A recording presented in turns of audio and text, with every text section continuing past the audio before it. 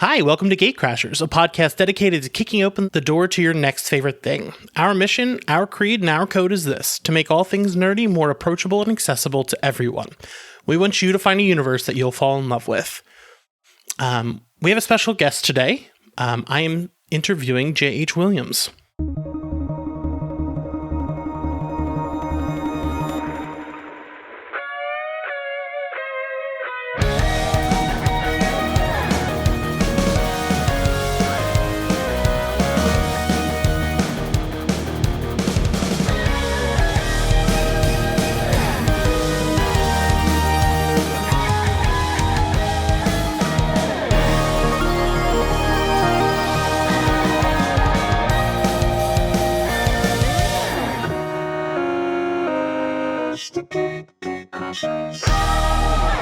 How are you? Good. How are you? Very excited.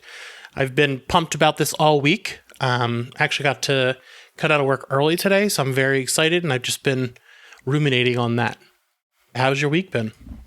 Good. I've been it's been a bit chaotic, preparing for the launch of the book and stuff. There's always seems like there's too many things to do and not enough time to do them. And so the praises for the book has been incredible. Like I've seen so much hype about it, and I got to read it myself, and it's just wonderful. Oh, thanks. Yeah, I mean, from the little bits I've seen, it seems like people are excited. All the very gracious pull quotes, promo quotes that we got from other creators have been really wonderful. It's very makes me nervous when I send stuff out for that sort of thing, because if you of don't course, mind, anything you work on, you hope that that other professionals that you're showing it to are going to like it. So when you're asking to see if they'd be willing to give you a promo quote, it can be a bit nerve wracking. But they're nice. So. Yeah. So for a book like this, do you send it out personally, or does how do you do that to get your pull quotes? I think Image sends some stuff out, but I also sent PDF files to people, to a wide range of people that I thought would be great to get their take on it. Interesting. So at Gatecrashers, we're kind of known to be hard-hitting journalists, so people always come to us for the hard questions. So I always like to start with a pretty tough one. Sure. What's your favorite sandwich? I don't know. I always like PB&J, but and a good Italian sub, cold cuts sub. Yeah. All right. So before we get into Echoland itself, I did want to talk to you about the back matter. I watched a lot of your interviews and things like that recently, and I've seen that you have a huge record collection, and that shows because in the end, you tell us what you were listening to while working on Chapter 1. Yeah. What importance does music hold to you? Music is a big part of our lives in this household. Me and my wife both are huge music fans. For me personally, I grew up around music. So it's always been, in my life in some form or another. At one point I even thought about being a musician. I just don't have the skills for that though. So yeah, and I don't know, particularly a diversity of music. I like to be able to be immersed in different types of sounds or challenged by some music. I'm not necessarily a full-on experimental music lover, but there are some things that, if it's challenging, I do find that really intriguing and want to listen to it. So interesting. And I did notice that a lot of this is vinyl. Yeah. Now, do you find having that physical object for your music feels different than listening to it digitally? Yes. Um, for a long time, I grew up having vinyl records, and I still have some of the ones from when I was young. But there was a period of time, when money was really difficult, where most of the record collection had to go away. And then I would also have some CDs and stuff, and so I was into CD. That was like the primary mode of listening to music was CDs for a long time. And then, but I still had old records. I had old records, but no way to listen to them. And one year, my wife bought me a little studio turntable thing to play my old records, and that kind of like reinvigorated my interest in vinyl. And I remember putting, the first record on that turntable that she bought me, and what that felt like. It's almost like a ritualistic experience when you listen to it in that form versus, a download or even a CD. I don't know what it is about it. The artifact aspect of, holding a record in your hand and being able to see the artwork at a decent size and things like that. There's something very particular about it that I didn't realize how relevant that was to me when engaging with music until I started playing records again.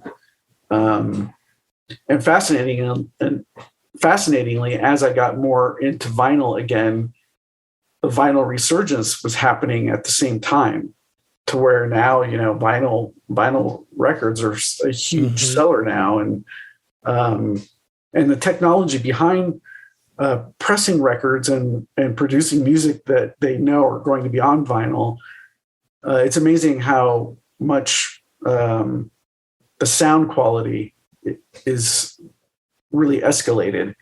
I think because, oddly enough, I think digital technology has allowed producers to plan for format.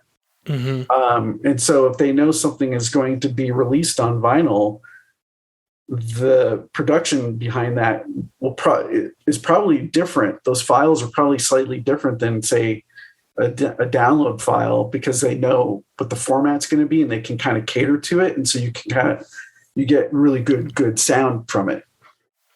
Yeah. And I don't know anything about the actual process of it, but I think digital is more compressed in a way that vinyl allows for the unwinding of the music itself.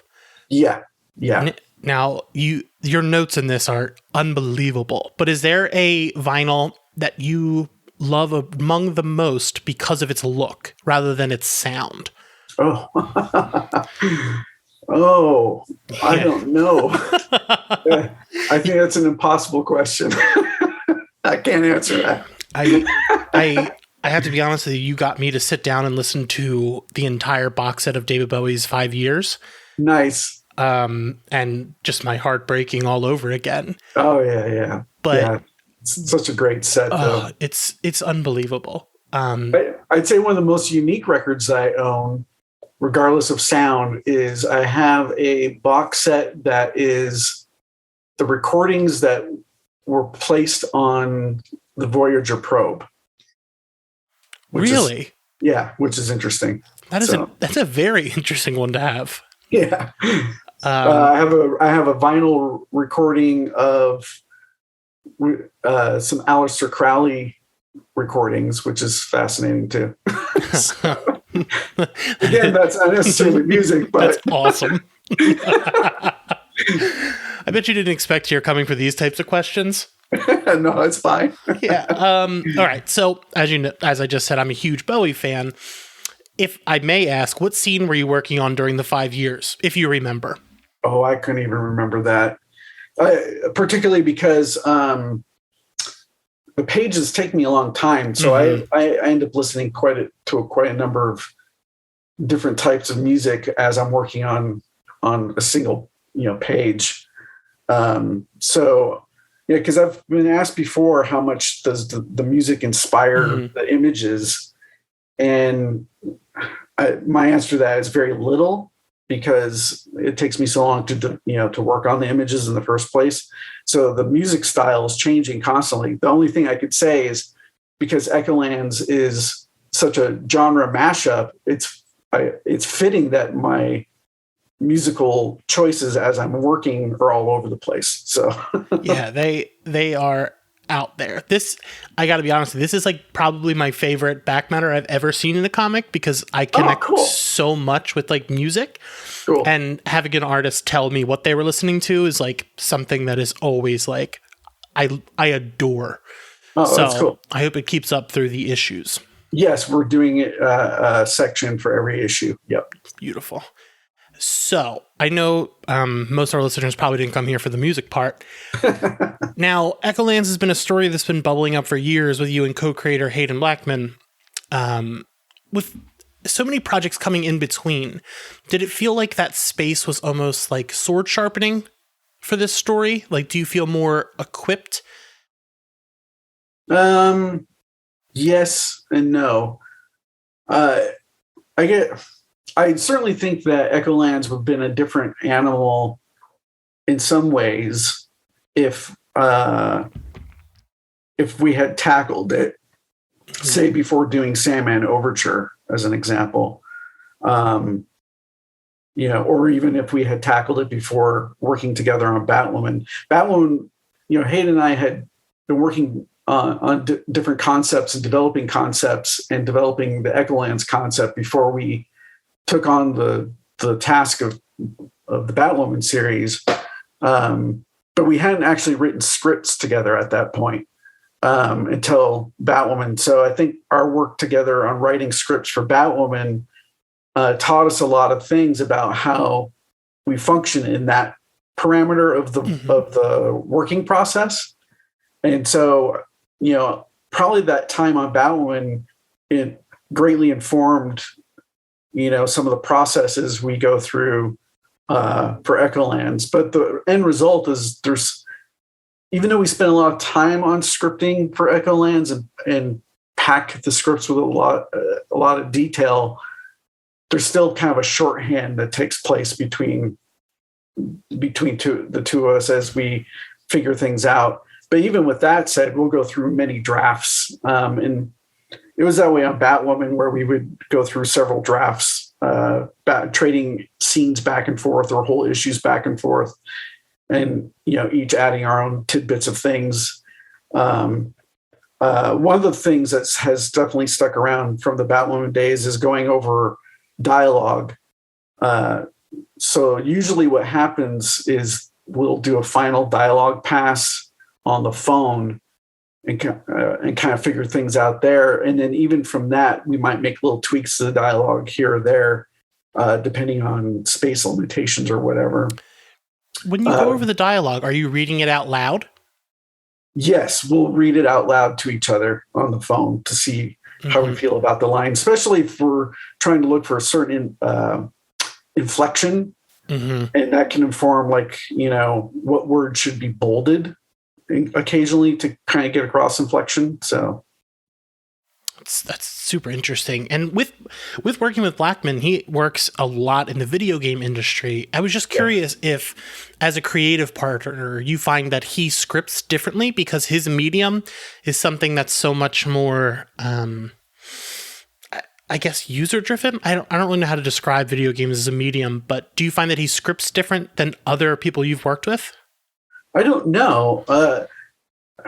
I'd say no, but I don't know if his scripting style, say if he's writing for another artist than myself, it alters or not. I haven't really seen his scripting, for other things outside of the stuff we've worked on together.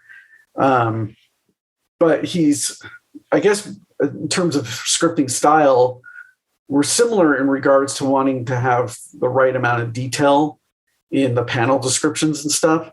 I tend to write scripts the way I want to read them, from other writers. So sometimes writers can be very, very bare bones, and other writers can be detailed, and other writers can be super detailed. And I've always been of the mind, like, the more you give me as an artist, the more I understand what needs to happen on the page. And that's one of the lessons I think I learned working with Alan Moore for so long. That was 6 years at least, and that can't help but rub off on you when you take up your own hand at writing scripts. So, and you have worked with a lot of different people, but one who you've worked with the most is Dave Stewart, and this book, it just has an unbelievable amount of visual styles, even in just the first couple of pages. Yeah. Now, when you're working with your art and you want it to have a different shading or color, is that something you discuss with Dave, or is it something that you two kind of are on the same wavelength because of your working together? It's since the colors have to come after the drawing, I have to take those things into consideration ahead of time. So if there's something I'm trying to do that's a particular style or emotional effect or stuff like that, I definitely have those ideas in mind ahead of time, and I convey those to Dave as he colors or when he's going to start coloring an issue or a scene. But with that said, we talk it out too. I'll provide, notes, but then we always go over the pages on the phone before he starts, because there's sometimes I want to get his opinion on something, even though I might have a very clear idea of what I think it should be.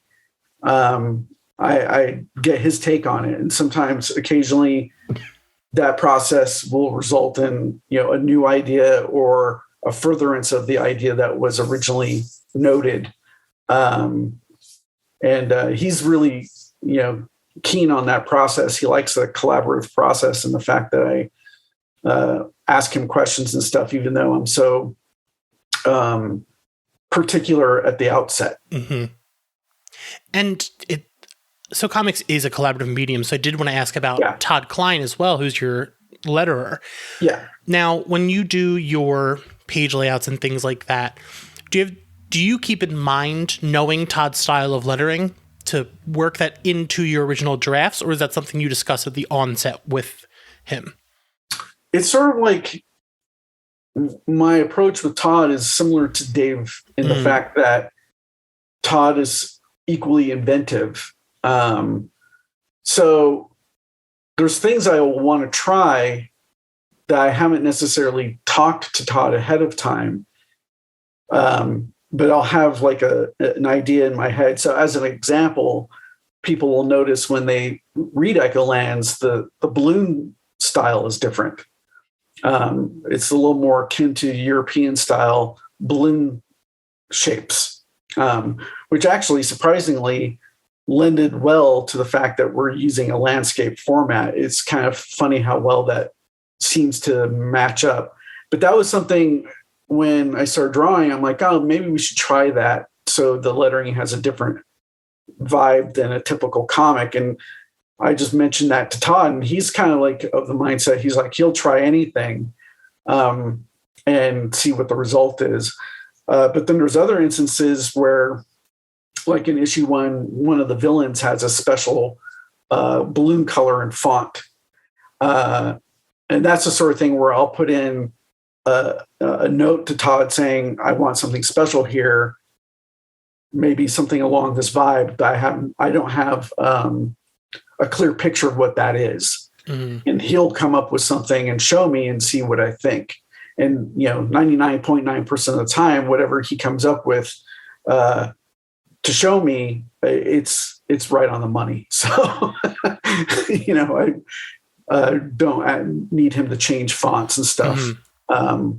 Very, very, very rarely.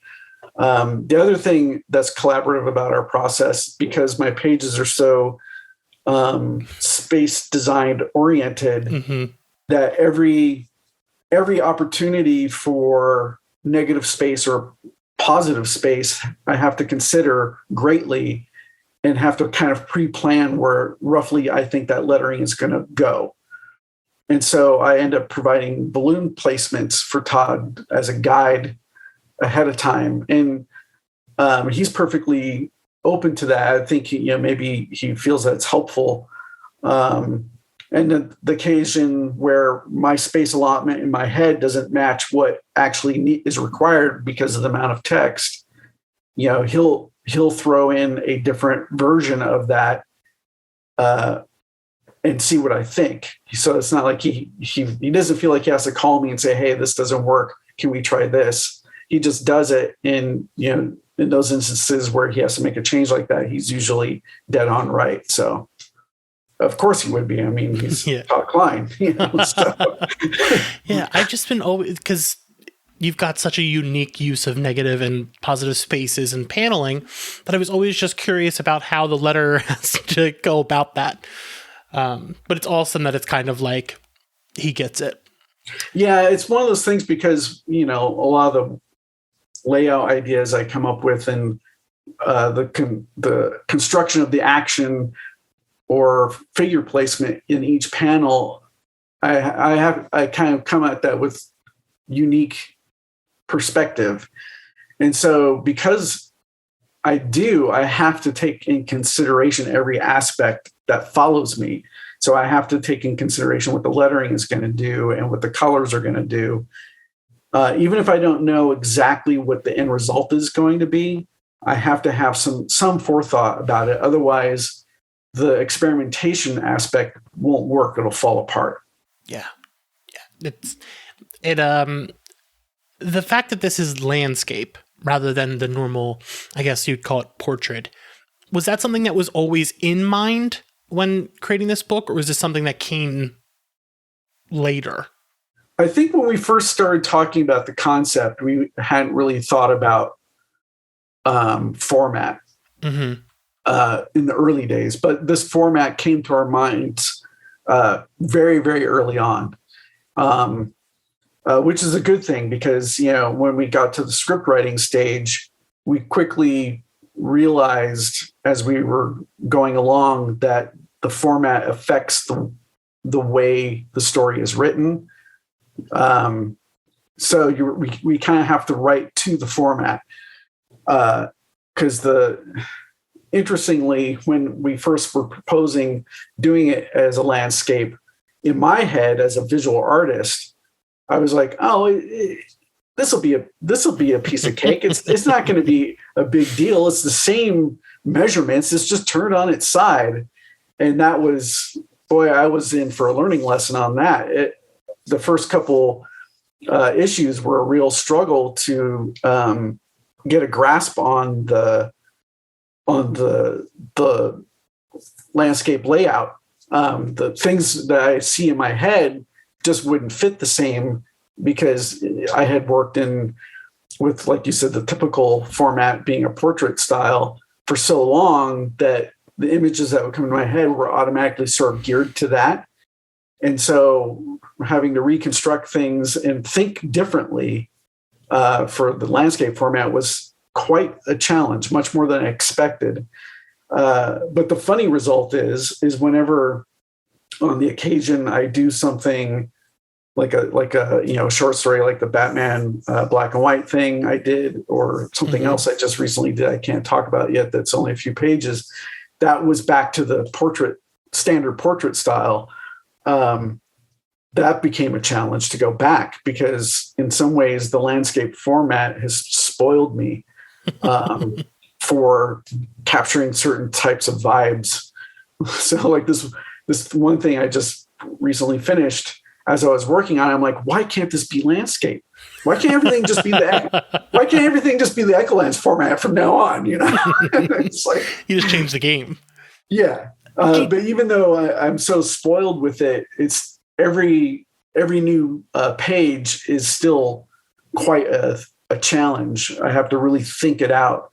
And even to this day, even though we're writing to that format, there's occasion where what we wrote just doesn't work the same as we thought it would.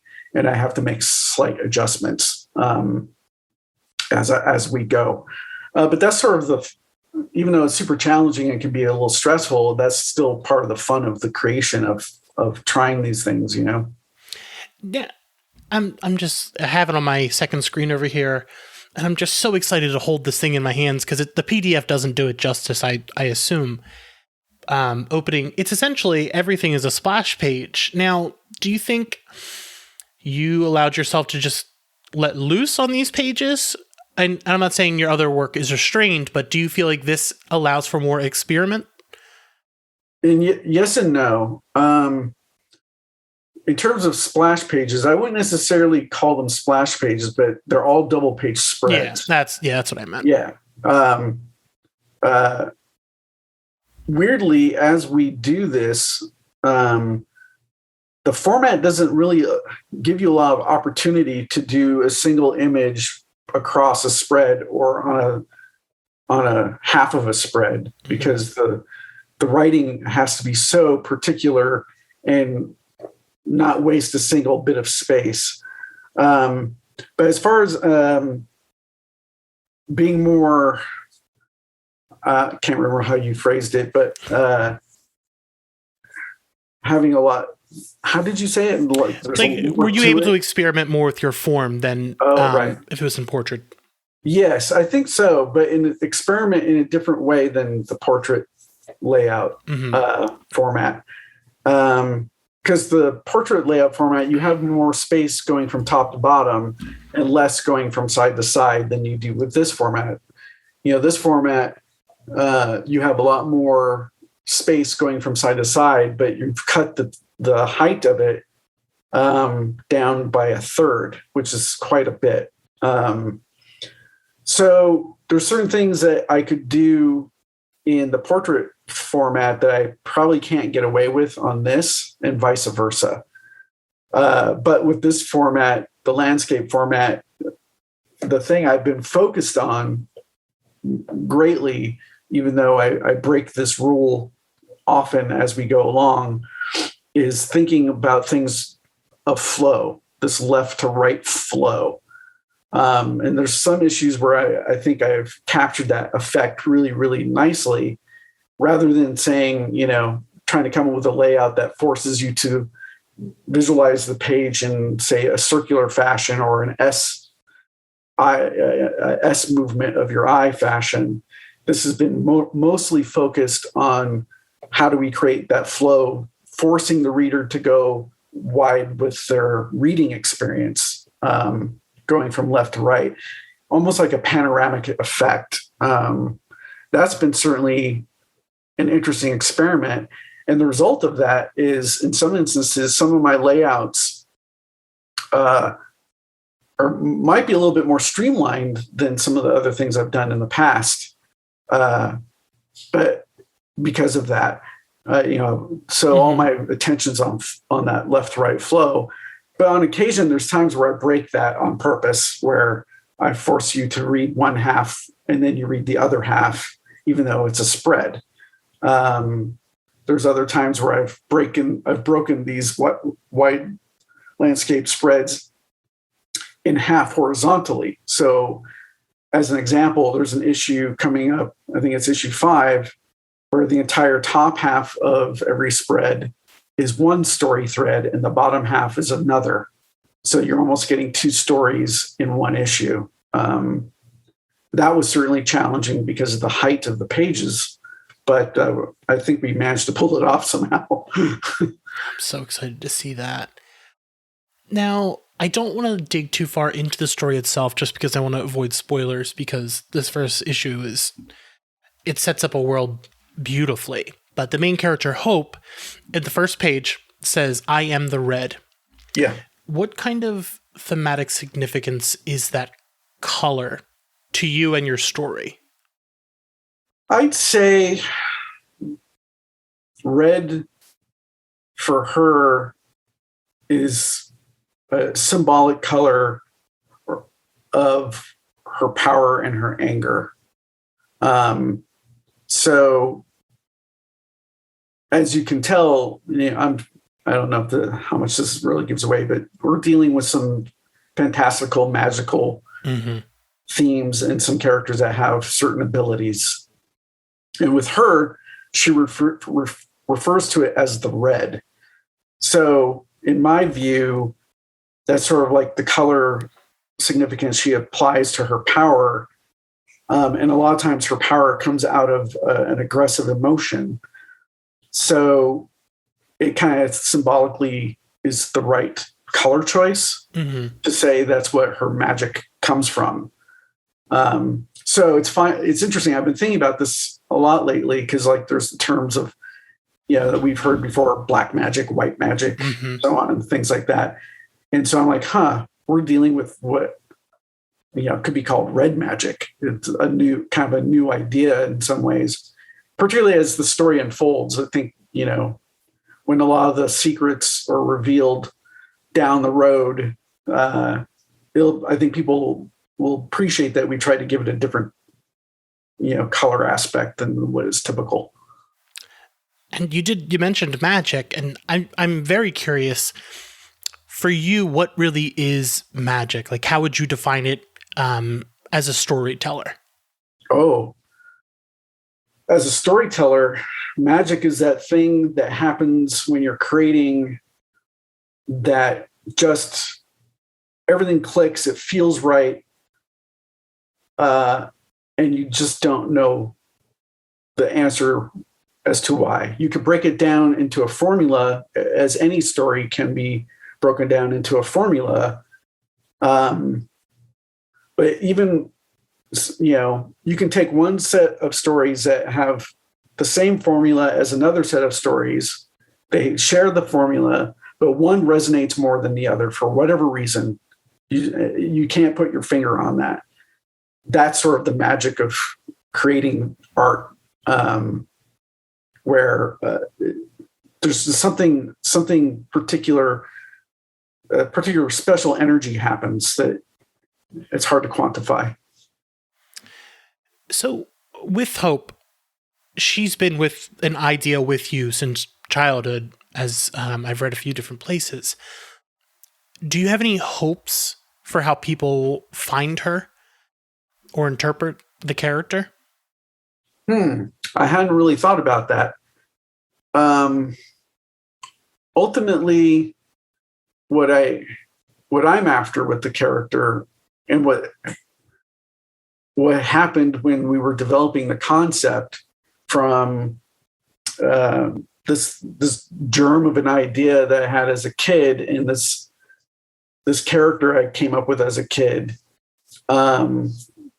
that lived in this very rudimentary, basic, not fully fleshed out world concept, to where we ended up bringing the concept to something way more sophisticated, which will, when we get to the later parts of this thing, will reveal how complex what we've come up with is and sophisticated it is. I find that fascinating that here is a character that I created as a kid with almost a naive mindset, and then as an adult fleshed her out and developed her with Hayden Blackman into a concept that's way more sophisticated. And the way that relates to the story starts off very straightforward, even though there's a lot of wild things. It's very easy to follow. It's very simplistic in a lot of ways, in a good way. But as we go along, it gets more and more complex. So the story evolves almost in the same way as I evolved as a person, as a human.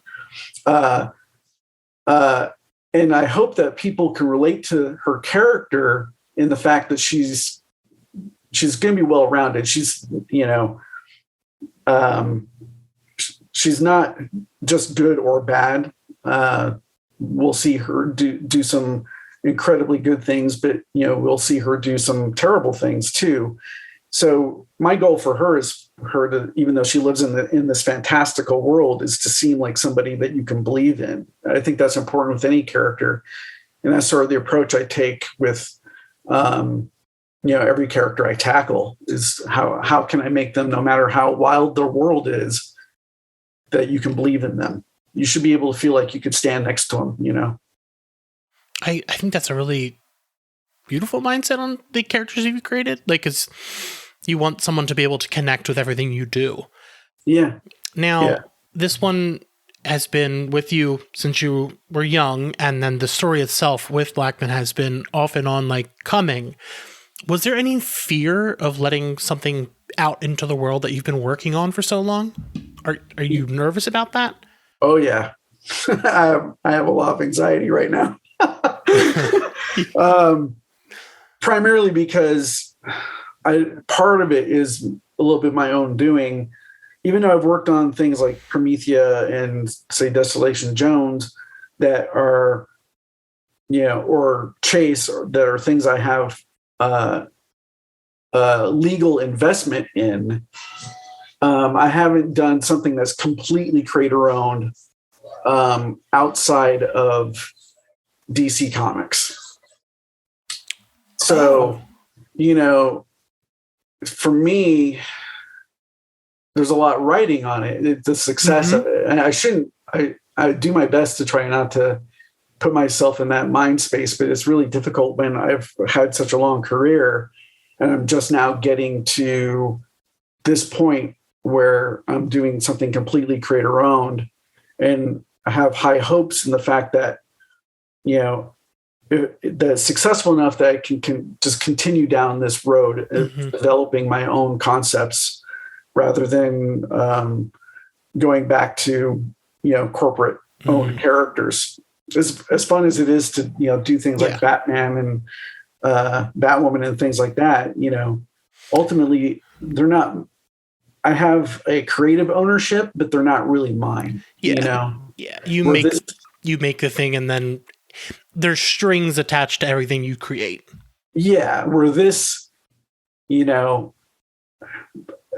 a lot of emotional aspects wrapped up in how well this does. And, I probably shouldn't think about it in those terms because, there's no guarantee with anything like this being successful.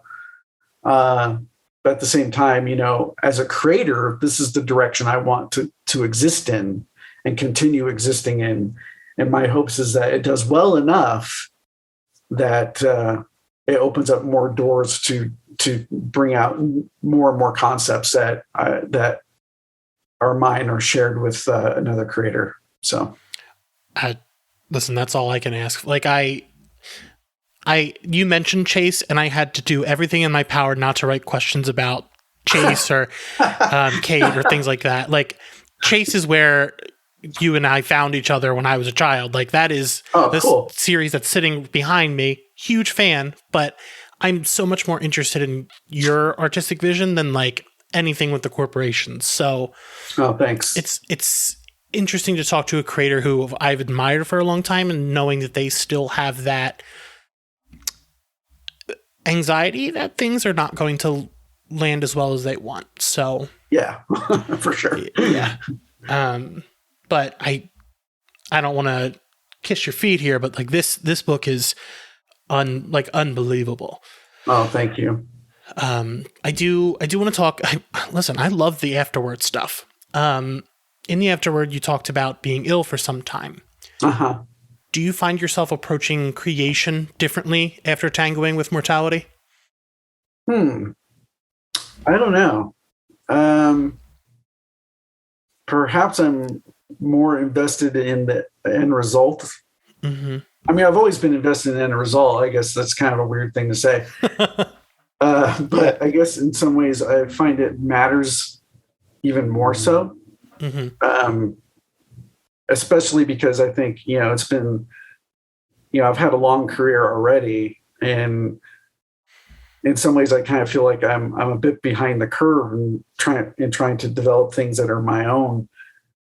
And so when something like that occurs that, creates upheaval in your life, it can kind of maybe creates an additional stress factor. Even if it's not in the forefront, it can be there, It's something that just kind of lives in the back of the mind. Yeah. Now, you've been doing comics for quite some time. Is there anything about the medium of comics that gives it the ability to say something profound in ways that other art does not? Oh, I don't know. Maybe some of the format, because comics can experiment with visual presentation in a different way than any other medium, that visual presentation can impact what someone feels about the story. So, particularly because, comics, even though comics are a progressively moving medium, the story functions like a film or a book where you go from A to Z. But the difference between a book and film is, a book, the images just live inside your head. You have to come up with the visuals yourself. Film kind of just delivers them to you, but they're constantly moving.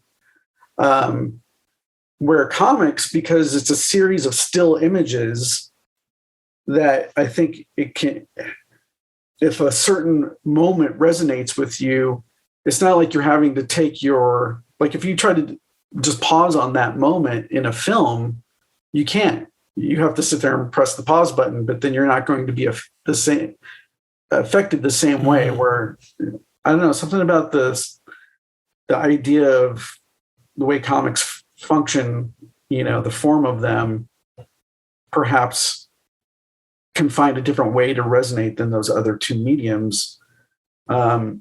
Maybe not unlike a painting. A painting can have an emotional resonance to whoever's looking at it. And comics kind of take that same notion, but one step further in the fact that it's a series of images that can evoke a response.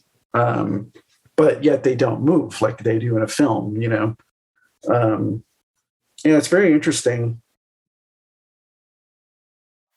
Yeah, I'm sorry. I'm just thinking about what you're saying. Yeah, I feel like it's a medium where you can ruminate a lot more because it's not constantly moving forward. Like with the flow of this, right, you can stop and like think about each individual still rather than having it always be in motion. Right, exactly. Now, this is our big finale question. If you had a Rube Goldberg machine, what would it do?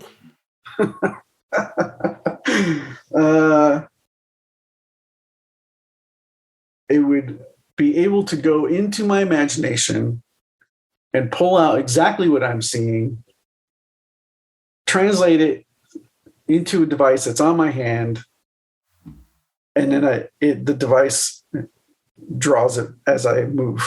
If that makes sense. Wow, you basically want a puppet machine for your body. Yeah, because it's like, I primarily because like every image I come up with, the image that's on the board is an approximation of what I see in my head. Mm-hmm. And it'd be amazing to capture exactly what you see in your head. I think that'd be fascinating. It's a very interesting concept. Well, Echolands will be in stores on August 25th, so let your local comic book store know that you want that. If you don't have a local comic book store, go to thirdeyecomics.com. You can start a pull list and they'll send it right to you. JH, thank you for being here. This was incredible. Thanks for having me. Catch us next week. Sticky precautions.